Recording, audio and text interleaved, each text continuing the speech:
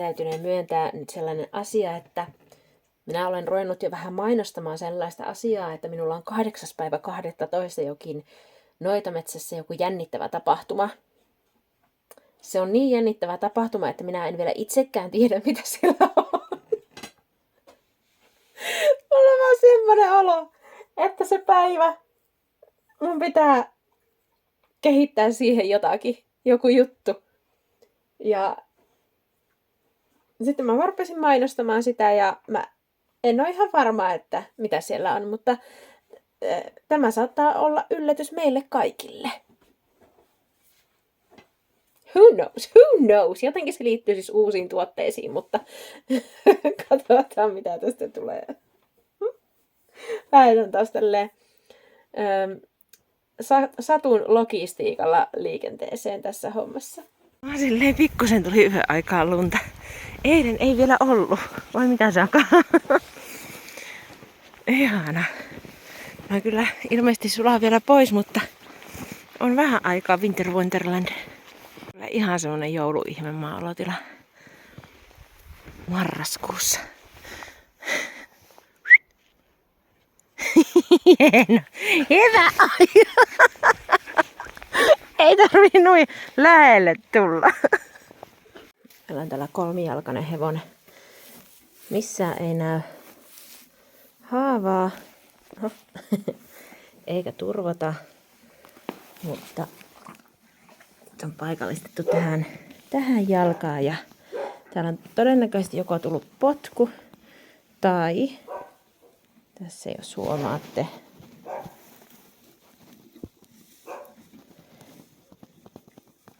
Tai sitten on tullut revähtäminen.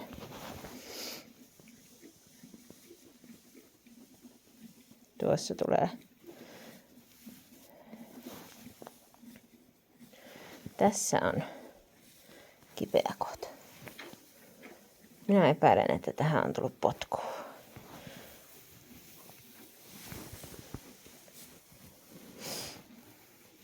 Hevoselta aika hyvin. Hevonenhan saalis. Onko sulla? Pipi. Hevonen on saaliseläin, niin se ei näytä suurilla eleillä. Mutta se saattaa olla, tuolla on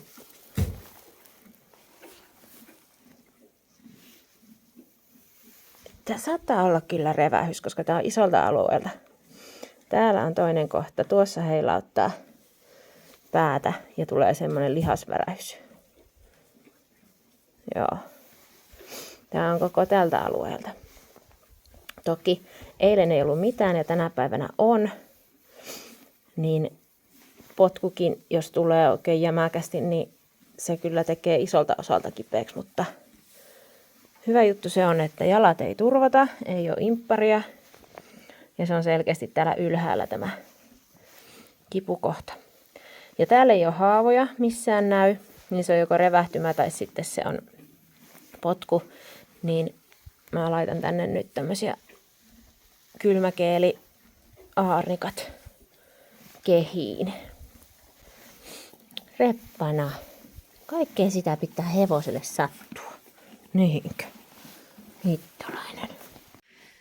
Mä olen pitämässä tuumaustuokiota lattialla. Mä oon nyt pohtinut, se ei ole vielä ihan muotoutunut minun päässä, mutta kun aikaisemmin puhuin siitä, että rupeaisin tekemään semmoset collectionit tavallaan, vaikka esimerkiksi 4 vuoteen. Ja mietin, että oisko nyt tässä joulukuussa ensimmäinen collectioni sen vuoro. Ja mä oon miettinyt, missä mulla on kaikki? Miettinyt, että mulla on aika paljon sieniaiheisia tuotteita, mitä mä en ole vielä hirveästi näyttänyt kellekään. Ne on ollut vaan siellä täällä aina esillä. Että oisinko mä semmosen sienien yö collectionin tavallaan päästänyt vapauteen. Miltä kuulostaa seitä? Keskustellaan tästä aiheesta. Sienien yö. Kuulostaako hyvältä? Onko hyvä? Onko aina ei oikeastaan kiinnosta, kun... Rakkaani, se on kuule... Silleen näiden asioiden pitäisi kiinnostaa, että kun äiti on töissä, tälleen tekee niin käsityöjuttuja. Ja sitten jos ihmiset ostaa niitä, niin sitten koira saa ruokaa.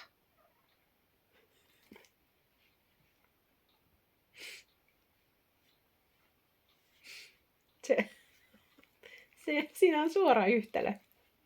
Siinä on. On. Niin.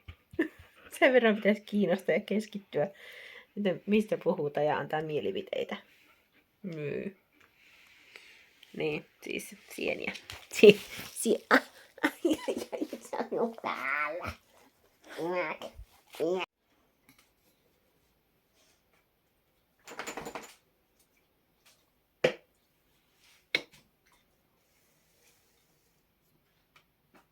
Mä oon joskus aikaisemminkin näyttänyt tätä laitosta, minkä mä rakensin. Tää on Inco Weaving Loom. Tää puuhäkkärä. Tavallisesti ihan lautanauhat tehdään niin, että se toinen pää sidotaan vyötäisille, mutta koska mä oon semmonen henkilö, joka vaan yksinkertaisesti en pysty pysymään niin pitkään paikoillani, niin itseäni helpottaakseni rakensin tämän laitteen, johon menee pisimmillään 3-metrinen lautanauha. Ja tässä itse asiassa kaikki on itse rakennettua, koska nämä kortit, laudat, niin mä oon huomannut, että ihan parhaat laudat tulee tuosta, nämä on siis valokuvakehyksen siitä takapahvista tehty. Niin näistä tulee tarpeeksi jämäkät, mutta kuitenkin näistä reiistä ei tule semmosia, että ne hankais tämän rikki tämän langan. Että se ei ole niin terävä. Ihan älyttömän hyvät. Ja pystyy itse sitten määrittämään, että mikä on sopiva koko. Että mulle tällaiset, mitähän nämä olisi, 8x8 senttiä. Onko vähän isommat? Nämä on ehkä pikkasen liian isot, mutta seuraavasta mä teen ehkä joku 6x6 senttiset. Ne olisi ehkä semmoiset sopivat. Mutta menee. Suunnittelin tällaisen sieninauhan. Toiselta puolelta ei tule sienen näköinen, toiselta puolelta tulee tämän näköinen. Mutta tämä on se oikea puoli. Voi sitä käyttää näinkin päin. Ei tää huono ole tämäkään. Niin tämmösiä olen nyt tehnyt lautanauhasta. Katsotaan mitä keksin seuraavaksi. Koska olen järjestänyt nyt itseni siihen tilaan, että 8.12. minulla on jotain jännittävää tapahtumassa. Ainakin uusia tuotteita on tulossa. Joten mun pitää järjestää kuvaukset. Muun muassa sienilusikoille, sienilapasille. Sitten mulla on muutamia koruja ja tauluja. Niin semmosia. Welcome to the chaos. Tällä hetkellä kuvataan noita sienitauluja, joka on tuolla valojen välissä. Ja kuvaustilani tällä hetkellä total chaos. Mutta sitten tulee ihan kivat kuvat tossa. Meillä oli business-puhelu mun serkun kanssa. Ja vähän semmoista ajatusten kokoamista. Ja on oikeasti välillä ihan hyvä jutella toisten kanssa siitä. Koska mä tajusin, että mulla on nyt tulossa tämä launch day, sienien yö.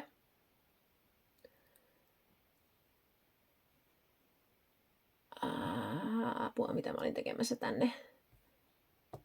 Joo. Mä tajusin sen puhelun aikana, että mä yritän keksiä niin kuin hirveästi jotain sirkustemppuja, tiedätkö, siihen, että ikään kuin minun tuotteet ei olisi niin kuin riittävästi. vaan mä yritän keksiä jotain oheistuotetta, oheistoimintaa, että ihmiset sais jotain irti siitä, että mä nyt tuon uusia tuotteita tähän Noitametsän markkinoille. Niin sitten mä niin tajusin silleen, että miksi ihmeessä muka minun tuotteet ei olisi riittävästi. Että miksi mä en osaa arvostaa omia taitojani niin, että ne riittää. Se, että mä teen erilaisia tuotteita ja tuon ne markkinoille, kuvaan ne.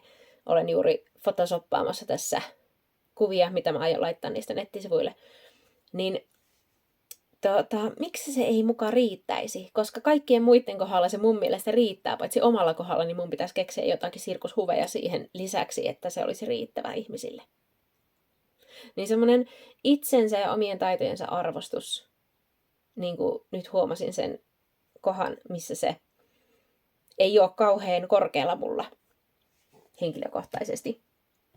Niin aina kannattaa välillä puhua ihmisten kanssa asioista ja ääneen sanoa niitä, koska tuossakin semmoinen aika lailla, että mä tajusin, että mä jostain syystä on oppinut arvottamaan hirveän paljon enemmän semmoisia ihmisiä, jotka kykenee siihen, että ne kykenee tekemään sitä yhtä ja tiettyä asiaa niiden lopun elämän ajan. Ja löytävät se intohimonsa siitä jostain yhdestä asiasta. Jostain syystä mä oon arvottanut tämmöisen tekemisen mallin korkeammalle kuin tämän oman, joka on all over the place, että niin kun nyt tein pari päivää lautanauhoja ja sitten suunnittelin uuden neuleohjeen ja sitten niin näin, että jostain syystä mulla on niin ollut semmoinen olo, että mun pitäisi löytää se reitti siihen ollakseni samanlainen kuin suurin osa ihmisistä on. Ja sitten mä nyt taas tajusin sen, että ei, vaan mä luon sen oman polun, oman uran, omalla tyylillä, joka sopii mulle. Mä en tarvii siihen sirkustemppuja, mä en tarvii siihen mitään muuta kuin sitä, että intohimon, joka vie jonnekin päin, johonka voi aina tarttua.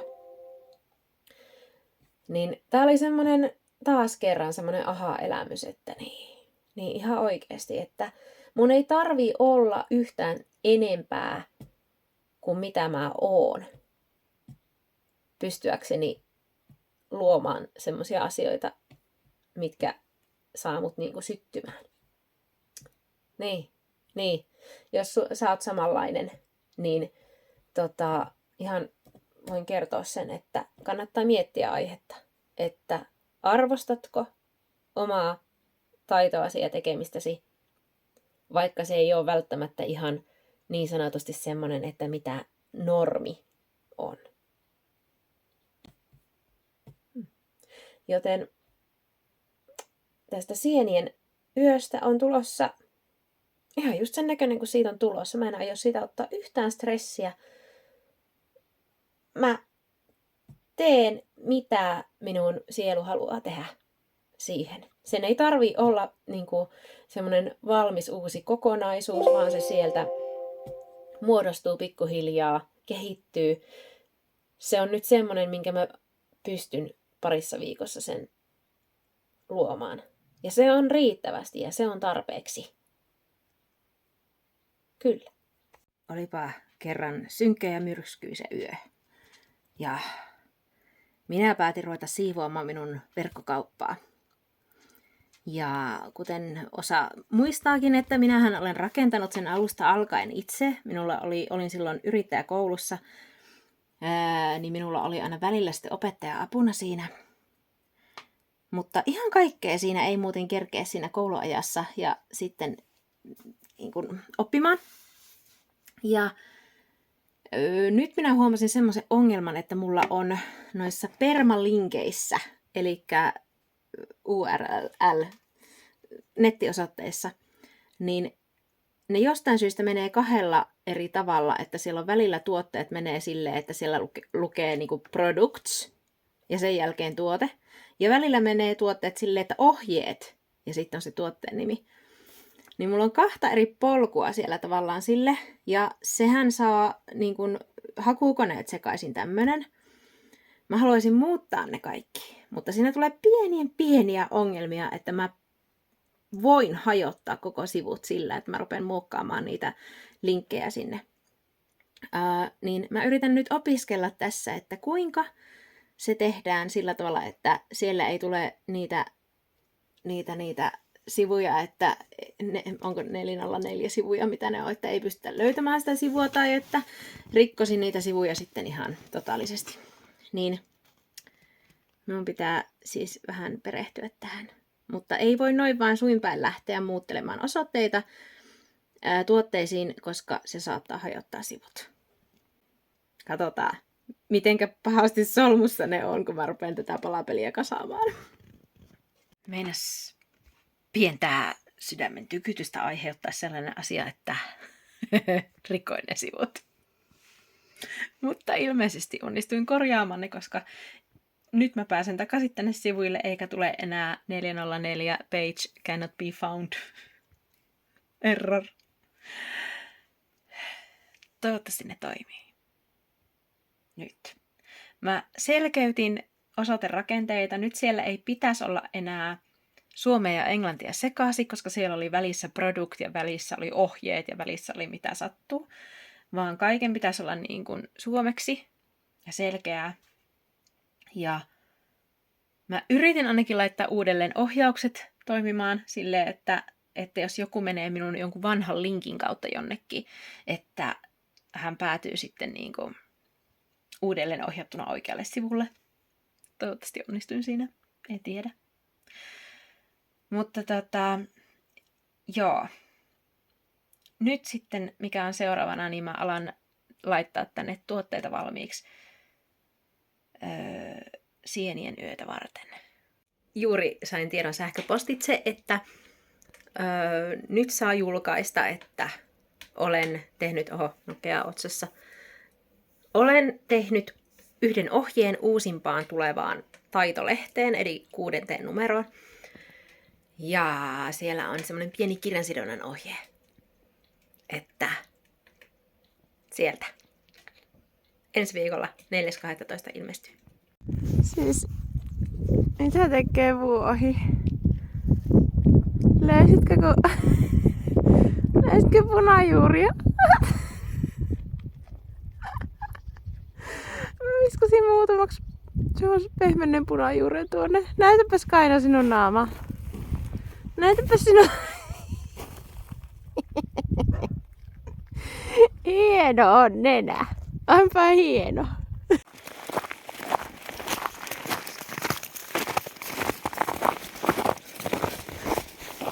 Menne. Oikeasti täällä on niin kaunista. Tämmöisessä pakkasessa. Niinku silleen... Ihan jokainen tommonen... Hei, koira on edessä. Koira ei tunnu lähelle. Siis se, että miltä näyttää nämä niinku... heinänkorretkin. Ihanaa. Ja miltä näyttää saaka. Miltä näyttää saaka ja saakan nenää, niin se on varsinkin. Se on varsinkin mahdottoman hienon näköistä. On. Olet vähän ruudussa. Ei se mitään. Ihana. Tämmöisistä niinku alkutalven päivistä mä tykkään. Kuivaa, pakkasta vähäsen ja tämmönen aurinko paistaa tai nousee. Mitä se tekee? No mitä? Nee. Mitä siellä tapahtuu?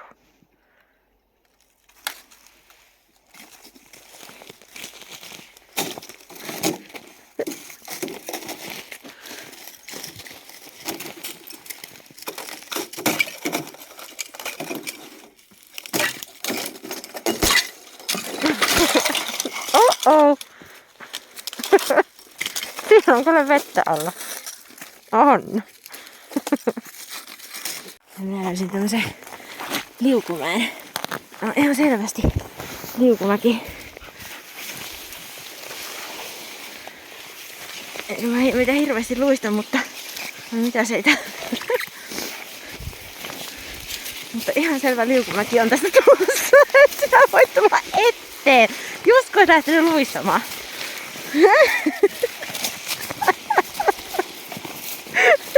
Ei, koira edes. Ei se oikein meitä luistanut.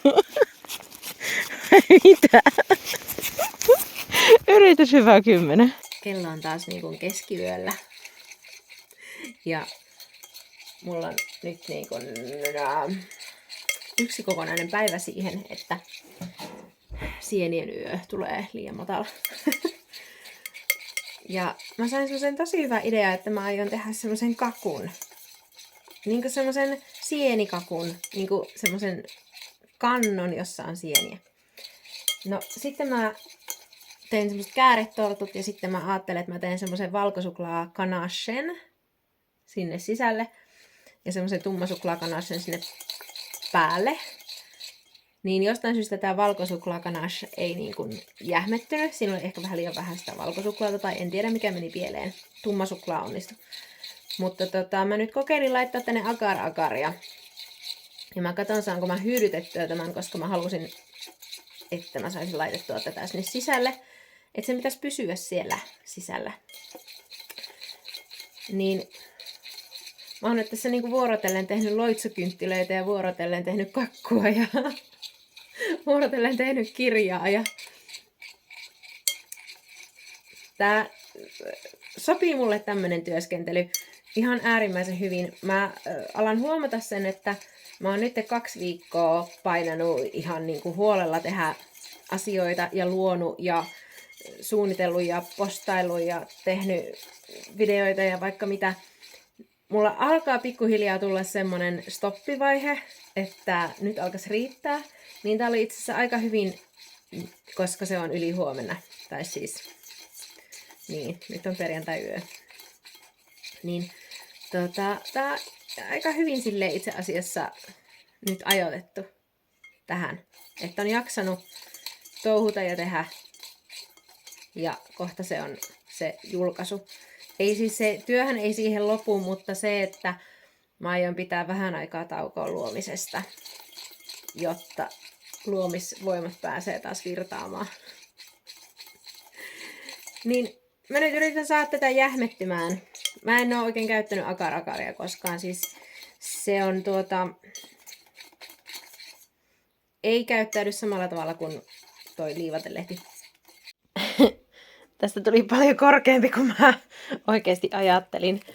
Täällä on siis kääretorttu, täällä on suklaakääretorttua ja vaaleita kääretorttupohjaa ja sitten täällä on omenahilloa, koska mä en muistanut ostaa lemon kurdia tai mulla ei ollut sitruunaa, niin ei voinut tehdä sitä.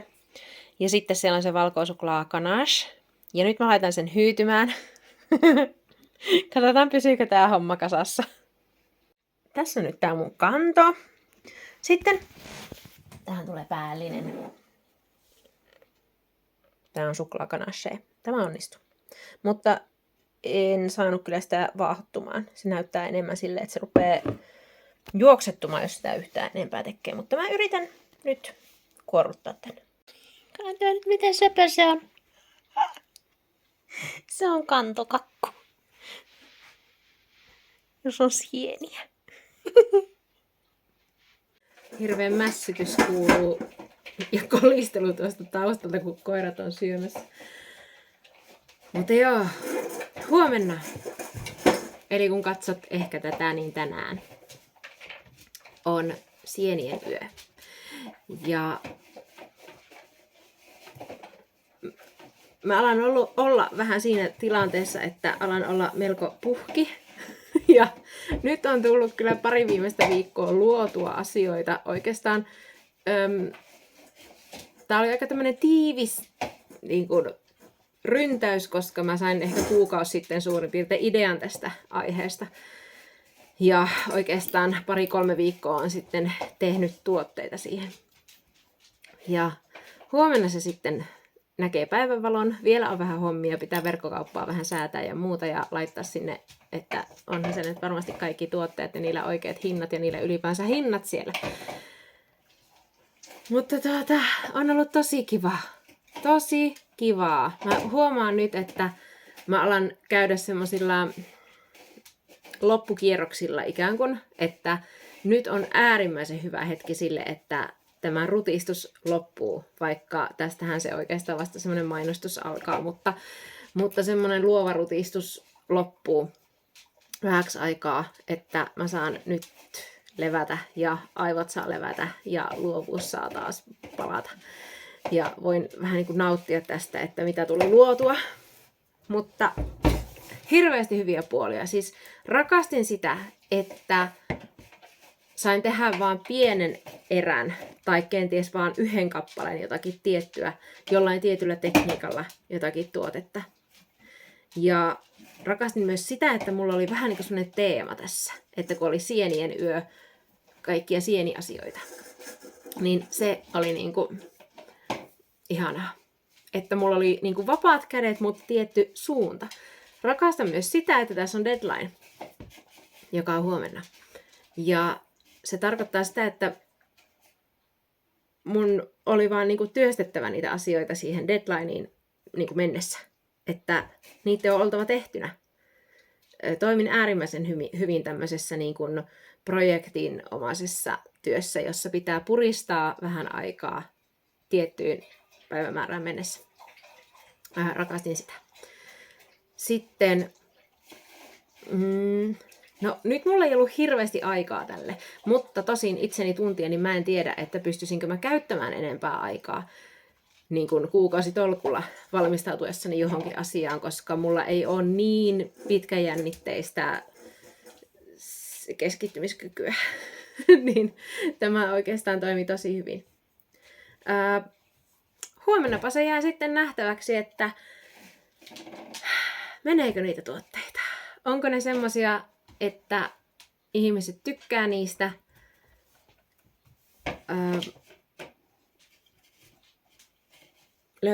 Löytääkö moni tuote kotiinsa, uuteen kotiinsa. Ja se on sitten se markkinointipuoli siihen nähden. Mutta rupeaa ehkä keittämään itselleni teetä ja syömään kakkua. Ja sitten mä rupean vähän vielä fiksaamaan tälle illalle verkkokauppaa. Mutta huomenna se on jännittävä päivä. Ihanaa.